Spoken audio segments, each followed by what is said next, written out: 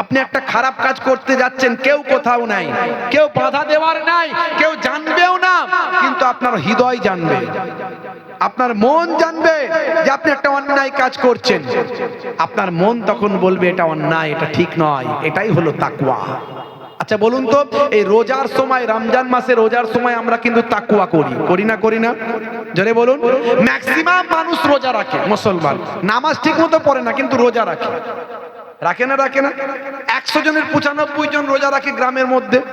আচ্ছা বলুন তো, রোজা রেখে কেউ যদি লুকিয়ে লুকিয়ে খায়, লোকে কি তাকে কোনো দোষ দেবে?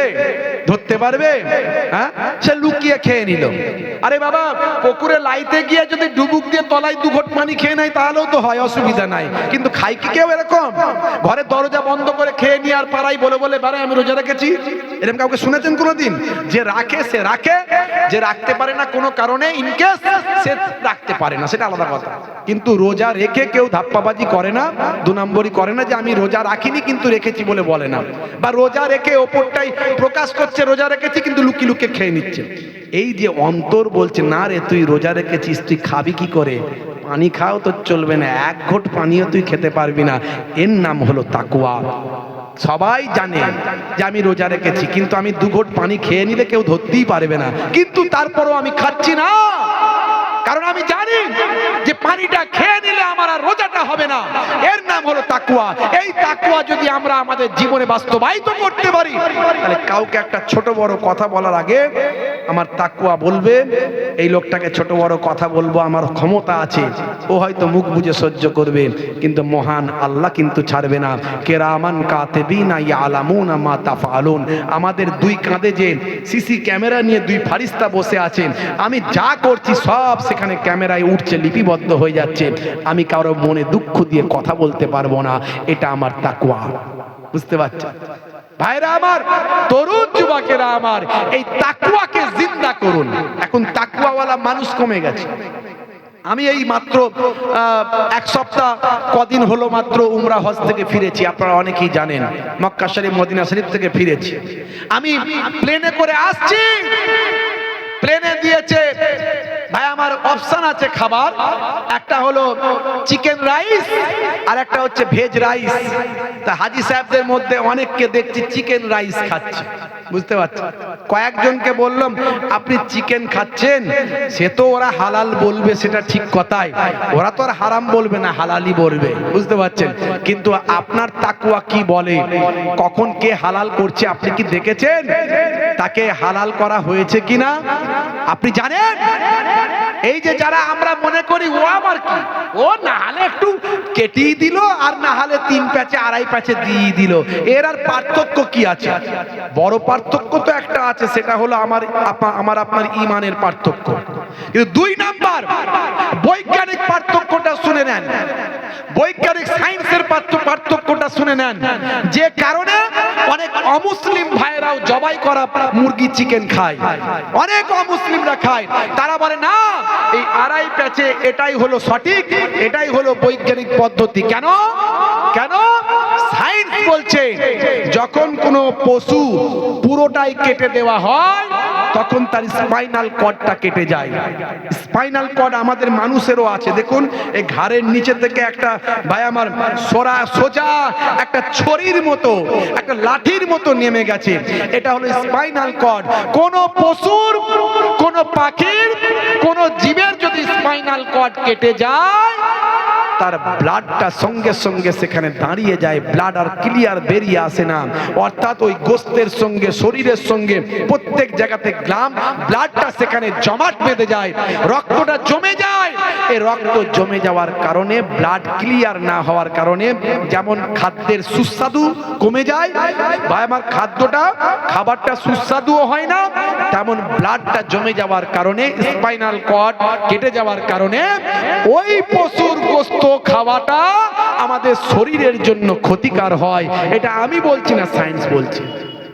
ভাইরা আমার, তরুণ যুবকেরা আমার, মুরব্বিয়ানেরা আমার, যারা বোঝে, বুঝলে বুঝ পাতা আর না বুঝলে তেজ পাতা।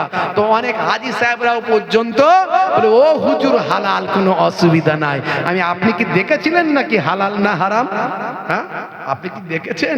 দেখবেন এখন ওই যে মিষ্টির দোকানগুলো, মিয়ামোর, বাজারে বাজারে হয়েছে না মিয়ামোর, মন জিনিস, কি সব নামগুলো হয়েছে না, এরকম টাইপের নাম। দেখবেন সেখানেও একটা মুফতি সাহেবের একটা সিগনেচার করা, মুফতি সাহেবের সিগনেচার করা একটা ওখানে আর সার্টিফিকেট দেওয়া আছে, হালাল চিকেন।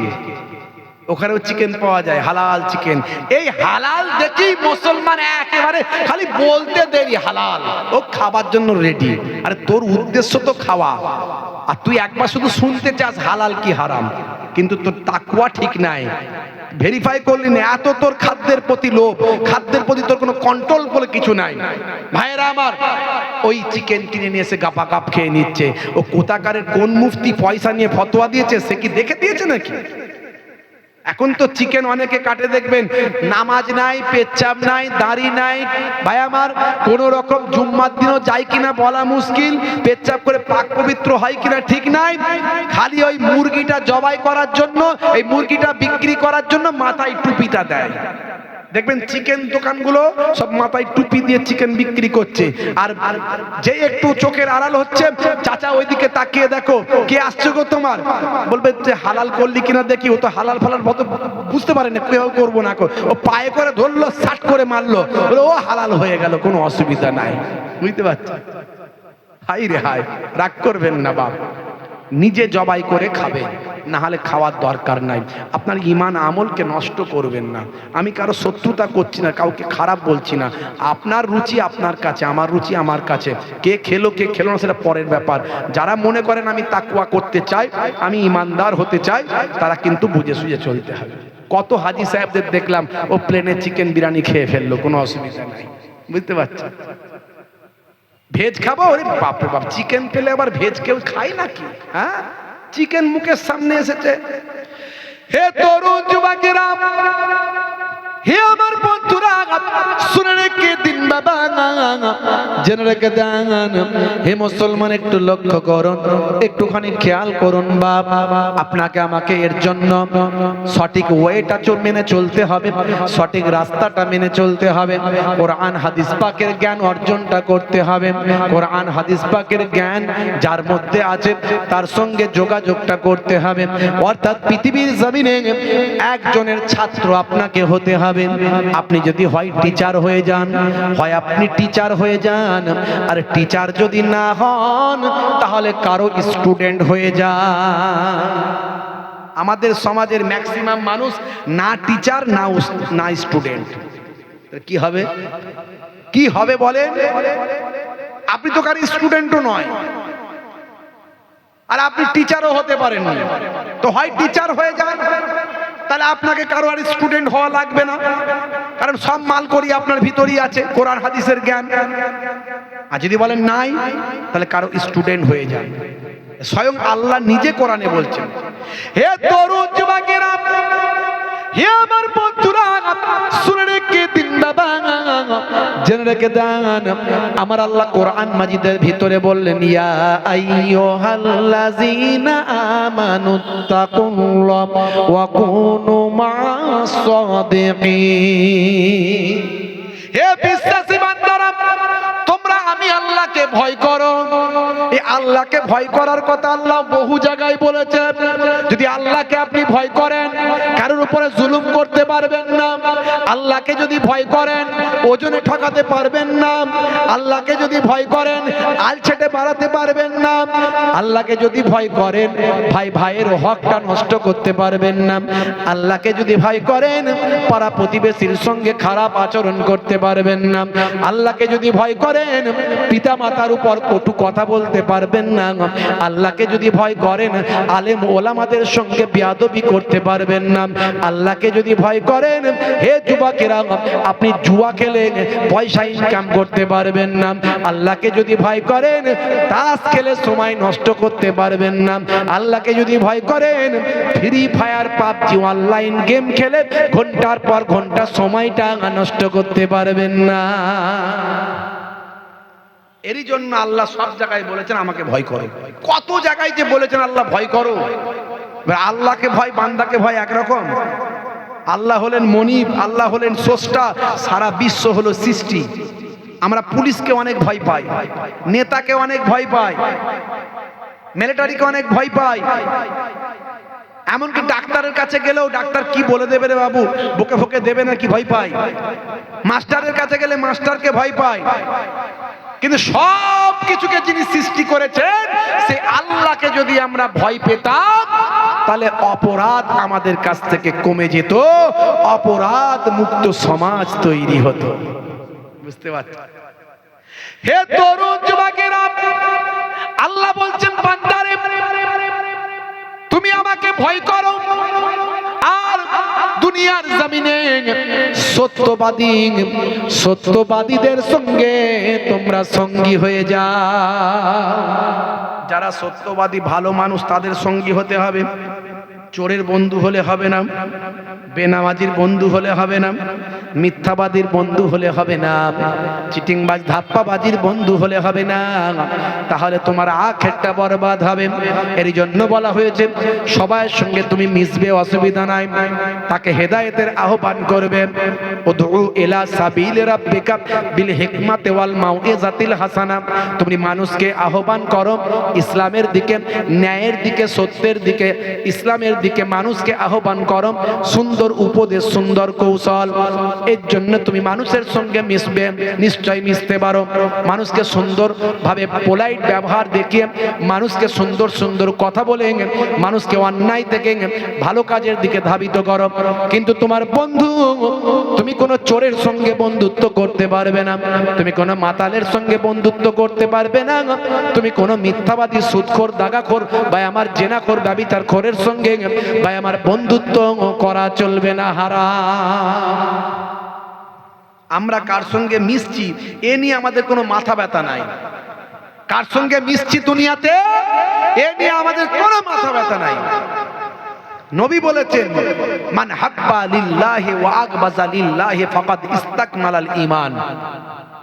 তুমি কাউকে যদি ভালোবাসো সেটা যেন আল্লাহর সন্তুষ্টির জন্য, ন্যায়ের উপর হয়।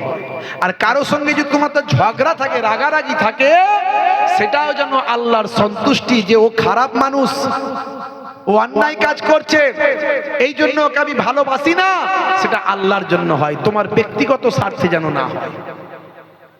বুঝতে পারছেন? হযরত আলী রাদিয়াল্লাহু তাআলা আনহুর সঙ্গে তৎকালীন যুগে এক ইহুদির লড়াই হয়েছিল। তখনকার যুগে পরিবেশগত ব্যাপারটা আলাদা ছিল, ভৌগোলিক অবস্থাটা আলাদা ছিল, স্থানকাল পাত্র আলাদা ছিল, আইন বিচার আলাদা ছিল। তখনকার যুগে সাম্রাজ্য বিস্তার করার সিস্টেম ছিল। আপনি এখনকার সময়ে তখনকার যুগকে বিচার করতে পারেন না, আপনার মূর্খতা ছাড়া অন্য কিছু নয়। বুঝতে পারছেন ভাইরা আমার? অনেক কথা বললে বলা যায়, আমি সব কথায় যাচ্ছি না, কথায় কথা বেড়ে যাবে, সময় হাতে কম, খুব সময় কম, বেশি লম্বা চওড়া নয়। হযরত আলী রাদিয়াল্লাহু তাআলা আনহু এক ইহুদির সঙ্গে মল্লযুদ্ধ, মানে লড়াই হচ্ছে, কি নিয়ে? সে ন্যায়ের বিরুদ্ধে কথা বলেছে, অন্যায়ের বিরুদ্ধে কথা বলেছে, ইসলামের বিরুদ্ধে কথা বলেছে, নবীর বিরুদ্ধে কথা বলেছে। লড়াইটা হচ্ছে এই নিয়ে। আলী রাদিয়াল্লাহু তাআলা আনহু তখনকার যুগে ওই রকমই লড়াই হতো। বুঝতে পারছেন? তো ওই জালেমের বুকে উঠে আলী রাদিয়াল্লাহু তাআলা আনহু ভীষণ শক্তিশালী মানুষ, আরবের সেরা যোদ্ধা বলা হতো। আলী রাদিয়াল্লাহু তাআলা আনহুর সঙ্গে যদি কেউ লড়াই করতে যেত, তার মানে আজরাইলের সঙ্গে লড়াই করার মতো অবস্থা, মানে সে আর ফিরে যাবে না। বুঝতে পারছেন? তো হযরত আলী রাদিয়াল্লাহু তাআলা আনহু ওই জালেমের বুকের উপর উঠে বসে গলাটা টিপে ধরেছে। তখন ওই জালেম চিন্তা করছে যে আমাকে তাড়াতাড়ি মেরে ফেললেই ভালো হয়, তাড়াতাড়ি মেরে ফেললেই ভালো হয়, যত দেরি হবে তত কষ্ট বেশি হবে। তাই হযরতে আলী রাদিয়াল্লাহু তাআলা আনহু যাতে তাড়াতাড়ি তাকে মেরে ফেলেন, হত্যা করে ফেলেন, এই জন্য হযরতে আলী রাদিয়াল্লাহু তাআলা আনহুর মুখেতে থুতু নিক্ষেপ করেছে। বুঝতে পারছেন? এই যখনই থুতু নিক্ষেপ করেছে, সঙ্গে সঙ্গে হযরতে আলী রাদিয়াল্লাহু তাআলা আনহু তাকে ছেড়ে দিয়েছে। যাও তুমি মুক্ত, তোমাকে আমি ছেড়ে দিলাম, যাও তুমি মুক্ত, যাও, আমার চোখের সামনে থাকবে না, বেরিয়ে যা, চলে যা এখান থেকে। সে বলে আমি চলে যাচ্ছি, যাওয়ার আগে একটা প্রশ্ন। বলে কি প্রশ্ন? বলে আমি চাইলাম যাতে করে তুমি তাড়াতাড়ি আমাকে মেরে ফেলো, সেই জন্য তোমার মুখে আমি থুতু নিক্ষেপ করলাম, কিন্তু তুমি আমাকে ছেড়ে দিলে কেন? ওই জালেম তুই কি বুঝবি, কেন ছাড়লাম, শোন তোর মধ্যে সেই শিক্ষা নাই, জ্ঞান নাই। এতক্ষণ আমি লড়াই করছিলাম ন্যায়ের জন্য, সত্যের জন্য, হকের জন্য, সঠিক বিচারের জন্য। এতক্ষণ আমি লড়াই করছিলাম যাতে আমি হক ন্যায়ের পথে থাকলে আল্লাহ সন্তুষ্ট হবে, সেই আল্লাহকে সন্তুষ্টির জন্য। কিন্তু যখন তুই আমার মুখে থুতু নিক্ষেপ করলি তখন আমার রাগ বেড়ে গেল, গুসা বেড়ে গেল। তার মানে আমার লড়াইটা আর আল্লাহর জন্য রইল না, নিজের জন্য হয়ে গেল। এই নিজের জন্য আমি কাউকে মারতে চাই না, এটা ইসলামে নিষেধ, তাই আমি তোকে ছেড়ে দিলাম, মুক্ত করে দিলাম। ওই ইহুদি বলল এই হলো ইসলাম, বলে হ্যাঁ, তাহলে সেই ইসলাম আমিও মেনে চলতে চাই। জোরে হবে না? কত উদাহরণ দেব। আল্লাহর নবী যে রাস্তা দিয়ে যেতেন, জালেমরা আল্লাহর নবীকে ভুল বুঝেছিল। একটা মহিলা নবীর পথে কি করত, কাঁটা দিত, কাঁটা বিছিয়ে দিত। প্রত্যেক দিন কাঁটা বিছিয়ে দিত আল্লাহর নবীর। কখনো পায়ে ফুটে যেত, কখনো নবী পা সরিয়ে নিতেন, কখনো বা সাইড করে দিতেন। অনেক কষ্ট করে চলতে হতো, কিন্তু আল্লাহর নবী কোনো ঝগড়া করেননি। কারণ নিজের জন্য তো নবী ঝগড়া করবেন না, নিজের কষ্টের জন্য তো নবী কাউকে আঘাত করবেন না। নবী চলে যাচ্ছেন প্রতিদিন। একদিন দেখলেন সেই পথে কোনো কাঁটা বিছানো নাই। আল্লাহর নবী খোঁজ নিলেন, ওই মহিলা, বৃদ্ধা মহিলা যে আমার পথে কাঁটা বিছিয়ে দেয়, আমাকে সে ভুল বুঝেছে, আমাকে সে মনে করেছে আমি খুব খারাপ, তাই আমাকে কষ্ট দেওয়ার জন্য কাঁটা বিছিয়ে দেয়। তো সে আজকে কাঁটা কেন বেছায়নি? সেই মহিলা কোথায় গো? বলে সে তো অসুস্থ অবস্থায় বিছানায় পড়ে আছে। তাই নাকি? চলো চলো তার বাড়িতে যাই, একটু খবর নিই। আল্লাহর নবী ওই বৃদ্ধা মহিলার বাড়িতে গিয়ে বললেন, মা, বুড়িমা কেমন আছো? বলে কে গো তুমি? বলে আমি তো সেই মোহাম্মদ, যার রাস্তায় তুমি পথেতে কাঁটা বিছিয়ে দাও প্রতিদিন আমাকে কষ্ট দেওয়ার জন্য। আর আজকে তো তুমি কাঁটা বিছাওনি, তাই আমি ভাবলাম কি হলো, তোমার খবর নিতে এলাম। তুমি অসুস্থ আছো? আচ্ছা মা, তোমার সুস্থতার জন্য কোনো ব্যবস্থা হয়েছে না আমি কোনো ডাক্তার পানি ট্রিটমেন্টের ব্যবস্থা করব? বলো তো মা। আহারে, তুমি আমার ট্রিটমেন্ট করতে চাও? আমি তোমাকে প্রতিদিন আঘাত করতে চাই আর তুমি আমাকে উপকার করতে চাও? আমি তো তোমাকে ভুল বুঝেছিলাম, তোমার মতো মহামানব তার হবে না। আমি তোমার শিষ্য হতে চাই। তোমার এই শিষ্যরা তোমাকে কেন এত ভালোবাসে আমি জানি। তোমার মতো মানুষ পাইনি, আর পাবো না। পড়িয়ে দাও, পড়িয়ে দাও মহামারী মহাকালেমা, আর তুমি আমাকে তোমার শিষ্য বানিয়ে নাও। এই হলো নবী। মুসলমান আজকে সামান্য স্বার্থে আঘাত করলে দামাদাম 224/40 আছে না নাই? এক বেগদা জায়গা যদি ভাই একটু নিয়ে নেয়, আর এক ভাই সহ্য করে না, ভাই তখন ভাইয়ের দুশ্মন হয়ে যায়, থানায় গিয়ে 535 নম্বরের মামলা করে। আছে না নাই? সারা জীবন কোর্ট আর থানা করতে করতে জুতো ছিঁড়ে গেল, ফাইসালা হলো হলো, না হলো না হলো। আছে না নাই? কেন? এক বেগদা জায়গা যদি ভাই ঢুকিয়ে নিয়েছিল, তাকে আল্লাহর ভয় দেখাতে পারতিস, বলতে পারতিস ভাই তুই নিয়ে নিলি, আল্লাহর আইনে কি বেঁচে যাবি? যদি বলে হ্যাঁ বেঁচে যাব, বেঁচে যা ভাই, নালে কিয়ামতের দিনে ফাইসালা হয়ে যাবে, চলে আসতে পারতে। তাতে তুমিও শান্তিতে থাকতে, সেও শান্তিতে থাকতো এক বেগদা জায়গা নিয়ে। কিন্তু কিয়ামতের দিনে তোমার নাজাত হতো, তার নেকি কিছুটা তুমি পেয়ে যেতে, সেদিন তোমার আরো আল্লাহ জান্নাতের উচ্চ মর্যাদা দান করে দিত। সেটা তুমি চিন্তা করলে না, দুনিয়া দুনিয়া করে পেরেশান হয়ে গেল। আধ হাত জায়গার জন্য মুরগির ডিম নিয়ে মারামারি করলে। এই যে ভোট আসছে সামনে, ভোট আসছে, এখন ছেলেরা পার্টি পার্টি করে মেতেছে। এখন ছেলেরা প্রত্যেকটা জায়গাতে গেলেই সেখানে পার্টির আলোচনা। আমি বলি আমার কাছে পার্টির আলোচনা করবে না। পার্টি নিশ্চয় করবে, করতে বারণ করি না। দুনিয়াদারি করলে দুনিয়ার পার্টি করো, করতে বারণ করি না। কিন্তু পার্টিটাকে নিজের ঈমান মনে করো না। ওই পার্টির জন্য মানুষ মেরো না, ওই পার্টির জন্য ভাই ভাইয়ের শত্রু হয়েও না। এই পার্টি তোমার 5 বছর থাকবে, 5 বছর পরে তুমি থাকবে কিনা গ্যারান্টি নাই। আমাকে কে যেন বলছিল, আমার এই জাকির ভাইয়ের এক ভাই, উনিও নেতৃত্ব দেন এবং ওনার অনেক প্রশংসা করলো ওই ব্যক্তি। বললো উনি খুব কাজের মানুষ এখানে। হ্যাঁ, এটাই তো দরকার, এটাই তো দরকার। মুসলমান যদি তোমাকে আল্লাহর নেতা বানায়, তুমি এমন কাজ করো 50 বছর তোমাকে লোকে মনে রাখবে। দুনিয়াতে তোমার লেনা দেনা কিছু নাই, যা আছে সব আখেরাতে। আখেরাতের জন্য তুমি কাজ করতে পারো, দুনিয়াতেও তোমাকে লোকে স্যালুট করবে এটাই তো মুসলমানের নেতৃত্ব দেওয়া দরকার। এই নেতা হওয়ার জন্য তুমি লাপালাপি করো, আর যে এই নেতা হবে সে মানুষ খুন করার রাজনীতি করবে না, সে লুটে পুটে খাওয়ার রাজনীতি করবে না। রাজনীতি করো, করতে বারণ করি না, রাজনীতিকে ঈমান মনে করো না। এখন কিছু মানুষ মনে করে নিচ্ছে ওটাই আমাদের ঈমান। আমি বলি ওই রাজনীতির মাধ্যমে তুমি কি চুরি বন্ধ করতে পারবে? চুরি করলে হাত কাটতে পারবে? ওটা কি ইসলামিক রাজনীতি? ইসলামিক রাজনীতি হলো চুরি করলে হাত কেটে দাও, জেনা ব্যভিচার করলে তাকে প্রকাশ্য হাজার হাজার মানুষের সামনে কোমর পর্যন্ত গেড়ে দিয়ে তাকে পাথর নিক্ষেপ করে হত্যা করো। এই 3 দিন আগে আফগানিস্তানে একজন মানুষকে হত্যা করা হয়েছে। ইন্টারনেট সার্চ করবেন পাবেন, সব নিউজে দেবে না এসব খবর, গদি মিডিয়ায় তো পাবেন না, হলুদ মিডিয়ায়। দেখুন সারা পৃথিবীতে প্রায় 200 খানার মতো দেশ আছে, 195টা গুগল সার্চ করুন, তার মধ্যে only one country in the world, সারা পৃথিবীর বুকে একটা দেশে ইসলামিক অনুশাসন, ইসলামিক শরিয়া মেনে চলে, রাজত্ব চলে, একটা দেশে ইসলামিক আইন চলে, মাত্র সেটা ক বছর থেকে? 4 বছর থেকে। 4 বছর 2021 সাল থেকে। সেই দেশটার নাম হলো আফগানিস্তান। 2024 সালে একটা ধর্ষণের কেস ঘটেছিল, একটা। 2024 সালে একটা ধর্ষণের কেস ঘটেছিল, তাকে প্রকাশ্য হাজার হাজার মানুষের সামনে কোমর পর্যন্ত গেড়ে দিয়ে পাথর নিক্ষেপ করে হত্যা করেছিল। আর মাত্র 3 দিন আগের নিউজ দেখলাম, একজন ব্যক্তিকে তারা এইভাবে ভাই আমার হত্যার বদলে হত্যা করেছে। সেটা কি? সে একজন গর্ভবতী মহিলাকে এবং তার স্বামীকে হত্যা করেছিল, তাই তাকে তার যা ভাই আমার কেসাস, মানে হত্যার বদলে হত্যা, এটা হচ্ছে ইসলামের আইন, সেই আইনে তারা ফাঁসি দিয়েছে।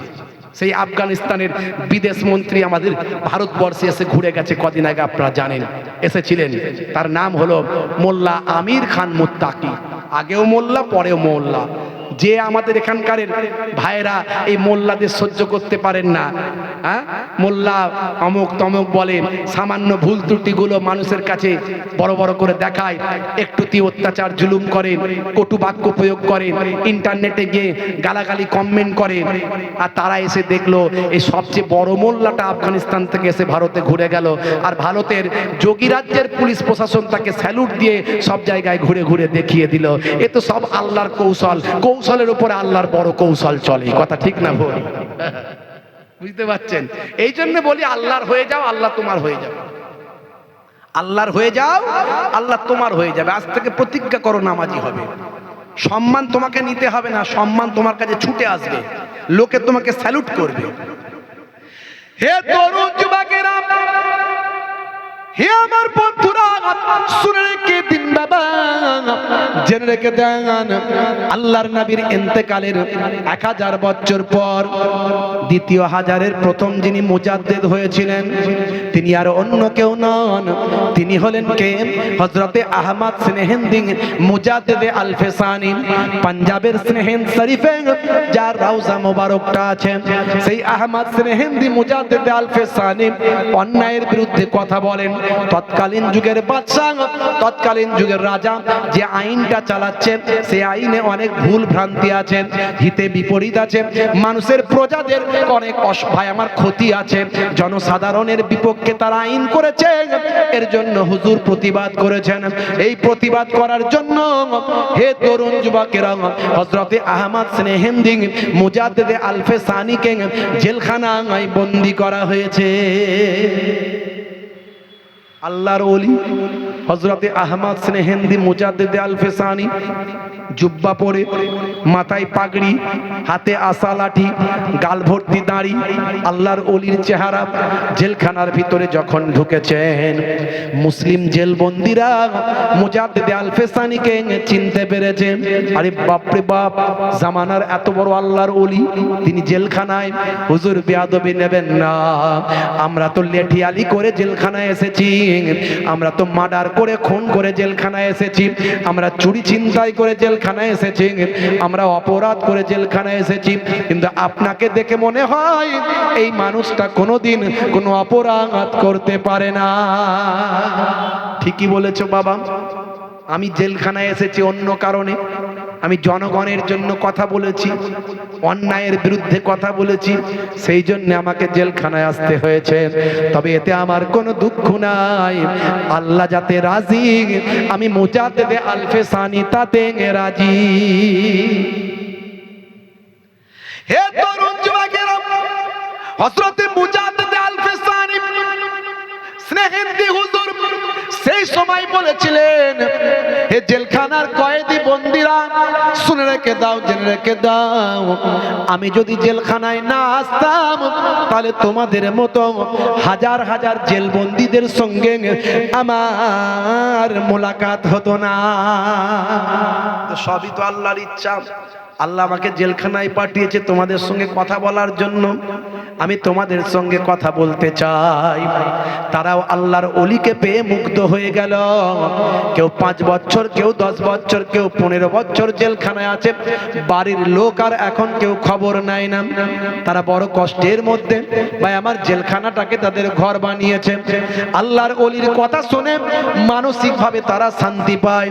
হুজুর বেয়াদবি নেবেন না, আপনাকে দেখে আমাদের বড় ভালো লাগছে। হুজুর বললেন, বাবা আমাকেও তোমাদের দেখে বড় ভালো লাগছে। আচ্ছা বলো তো দেখি, তোমরা কি আবার দুনিয়াদারি করতে চাও? তোমরা কি আবার বাইরে বেরোতে চাও? তোমরা কি আবার পরিবারের সঙ্গে খোলামেলা মিশতে চাও? যেখানে যার ঘা, যেখানে যার অসুখ, যেখানে যার রোগ, সেখানে তিনি ট্রিটমেন্ট শুরু করলেন। বাবা কত বছর আছো? 5 বছর। কত বছর? 10 বছর। বাবা যাবজ্জীবন? বলে হ্যাঁ। বাবা তোমাদের মন কি চাই বাইরে বেরোতে? হ্যাঁ হুজুর চাই না মানে, কিন্তু উপায় তো নাই, আর হয়তো বাইরে বেরোতে পারবো না, কেউ আর খোঁজ খবর নেয় না। বাবা শুনে রেখে দাও, মানুষ তোমাকে ভুলে গেলেও আল্লাহ ভোলেননি। আল্লাহ আমাকে পাঠিয়েছেন তোমাদের কাছে। তোমরা কি সত্যি জেলখানা থেকে বেরোতে চাও? বলে হুজুর কি বলছেন, সত্যি কি বেরোতে পারবো? হ্যাঁ বাবা, যারা আল্লাহর হয়ে যায়, আমার আল্লাহ তার হয়ে যান। মাল্লাহুল মাওলা ফালাহুল কুল। বান্দা যখন আল্লাহর হয়ে যায়, কুল মাখলুকাত তার গোলাম হয়ে যায়। মান কানা লিল্লাহি কানা আল্লাহু লাহু। যে বান্দা আল্লাহর হয়ে যায়, স্বয়ং আল্লাহ তার হয়ে যান। বাবা শোনো, চিন্তা করো না, আমার আল্লাহ আমাকে তোমাদের কাছে পাঠিয়েছেন।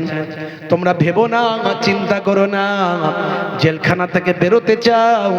বলে হ্যাঁ হুজুর, জেলখানা থেকে তো অবশ্যই বেরোতে চাই। তাহলে শোনো, আজ থেকে আমি যা বলি সেটা তোমরা করো। বলে হুজুর কি করতে হবে? বলে যাও বাবা, তোমরা পাক পবিত্র গোসলটা তোমরা আগে করো।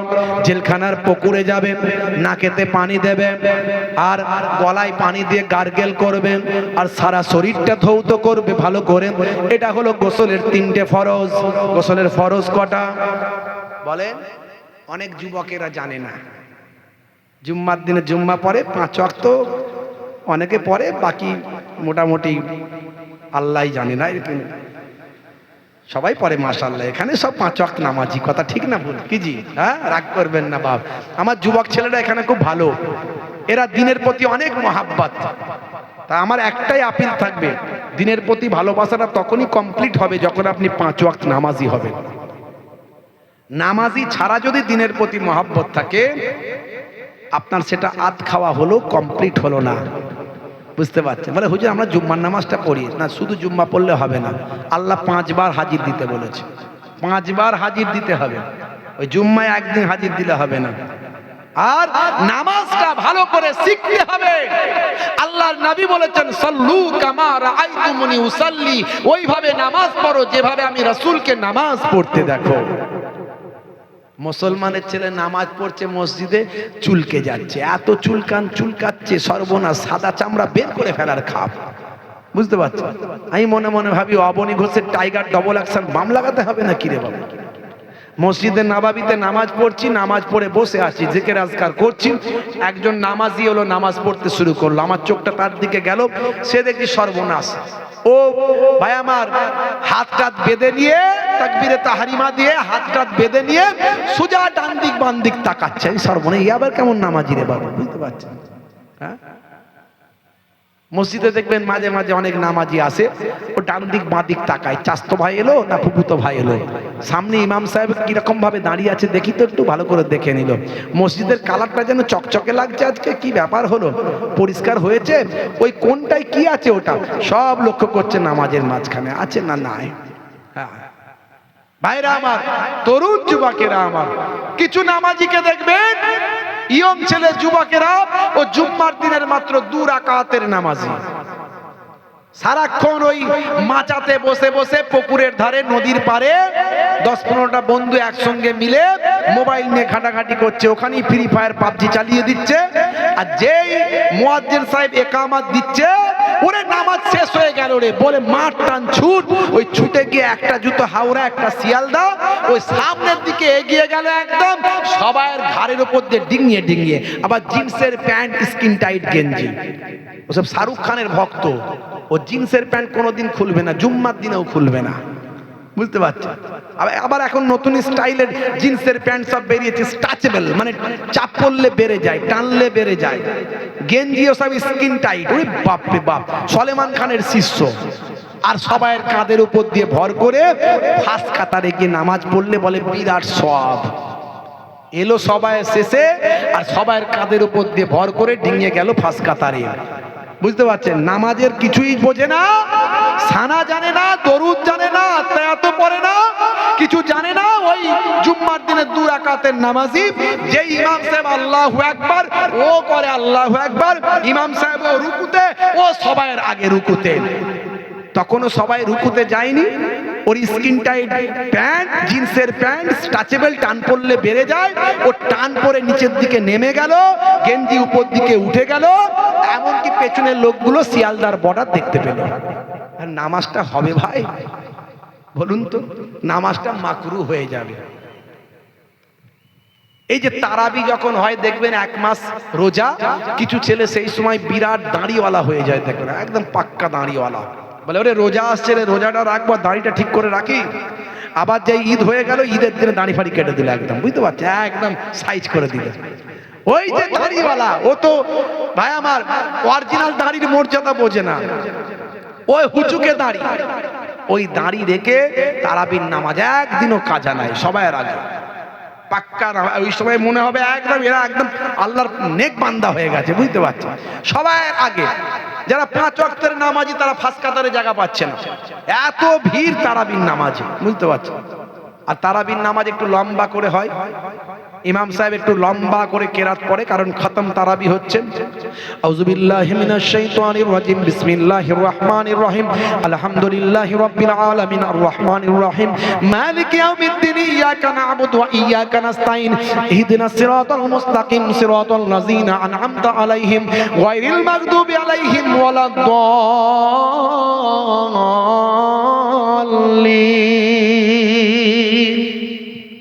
ইমাম সাহেব টান দিয়ে পড়ছেন, ও চিন্তা করছে যে আমি কি করব এখন, বাঙালির হাত তো অস্ত্র, ও হাতে করে তখন চিন্তা করছে এত সময় দাঁড়িয়ে থাকা যায়, ও দাঁড়িতে তখন হাত বুলিয়ে বুলিয়ে দাঁড়িটাকে ঠিক করছে, সাইজ করছে, করে করে করে করে আর হলো না, ওই দাঁড়িকে ওপরে তুলে দাঁত দিয়ে ধরে কুটুস কুটুস করে কামড়ে ওখানে নাপিতখানার কাজ সেরে সাইজ ফাইজ করে দিয়ে মসজিদ থেকে বেরিয়ে যাচ্ছে, বুঝতে পারছেন? নামাজটা হবে তো?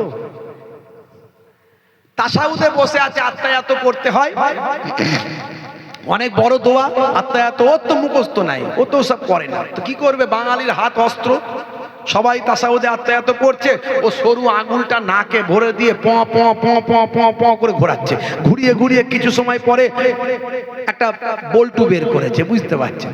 ওকে আবার টিপে দেখছে, ক্রিকেট বল না ফুটবল, ত্রিভুজ না চতুর্ভুজ, হাই রে হাই, নামাজটা হবে তো? একই জায়গায় 3 বারের বেশি যদি কেউ চুলকায়, 3 বারের বেশি উপর নিচে করে, নামাজটা মাকরু হয়ে যেতে পারে। আপনি দাঁড়িয়ে থাকবেন, আপনার চোখটা থাকবে সিজদার জায়গায়, আপনি রুকুতে যাবেন, আপনার চোখটা থাকবে 2 পায়ের ফাঁকে, এই নামাজ শিখতে হবে, যারা জানে জাননেওয়ালার কাছে জেনে নিতে হবে। ফাসআলু আহলা যিকর ইন কুনতুম তা'লামুন, ফাসআলু আহলা যিকর ইন কুনতুম তা'লামুন। যেটা তুমি জানো না, জাননেওয়ালার কাছে জেনে নাও।